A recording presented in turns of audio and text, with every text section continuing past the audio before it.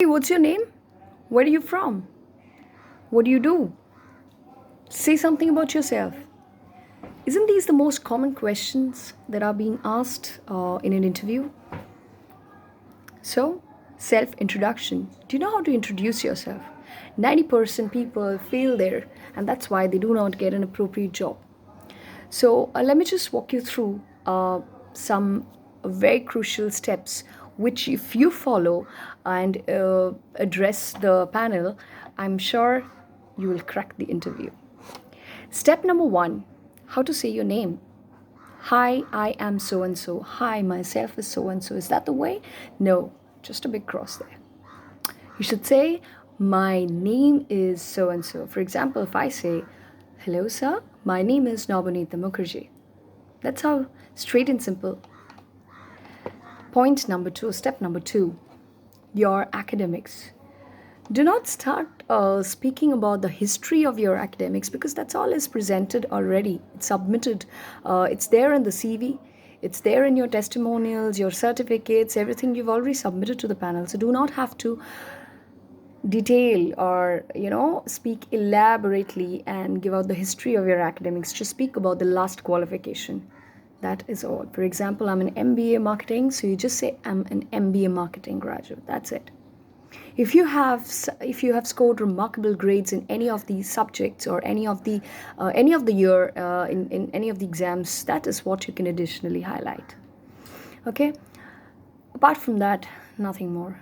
Just wait till you are asked an additional questions. Otherwise, stay quiet. Move on to the next step. Step number 3. You need to talk about your professional experience. Well, this is very important. Now, how many years of experience? 2 points to keep in mind. Years of experience. How many years of experience you have? Job experience. Let's say if you're working in an organization or in an industry in any domain. For example, if I say I have 10 years approx of IT experience, so it's something like that. I would say 10 years of an IT experience or 10 years of job experience in IT industry. That's how I would say. Number 2, point number 2, you will also have to mention your last 3 organizations, specifically the last 3, not all the organizations which you have associated yourself with in your job career. And do keep in mind, do not detail about your job role or responsibilities in all the 3 organizations that you are putting up or highlighting. You just need to mention the last organization, the current organization where you're working right now, and your job role there, your roles and responsibilities, your duties. If you're handling any team, what is your contribution? How you have benefited the organization? That is what you have to prepare in advance, and that is what you can highlight and speak about. That is all about your professional experience, and if you have achieved certificates and accolades, I think you don't need to much highlight about that. Very humbly you can say, yeah, at times a couple of certifications, a couple of accomplishments I have I got. I would like to mention that as well, so you can just mention them. That's it. Rest, the interviewer will glance through your CV and find out. Lastly, your personal stuffs like your family, your hobbies, your passion. Well, here is where most of the people uh, make a mistake.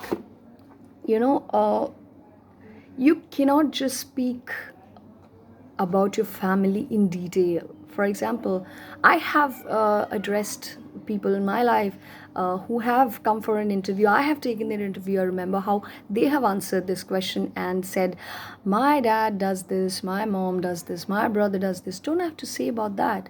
It's you and just you. You have to speak about yourself. The interviewer or the panel is not interested about your family background or the profession or the current organizations your parent, your brother, your siblings are associated with. No, it's just you and you. So you just got to talk about your own self. And when you talk about your family, it's just that you need to mention the number of members you have in your family. You can maximum say, yes, my dad is a senior manager in so and so organization. My mom is a homemaker. I have 2 siblings. That way you can just make it very short. until you are asked a separate question that what is your dad doing, what is your mom doing, etc., etc. Until you're asked, do not.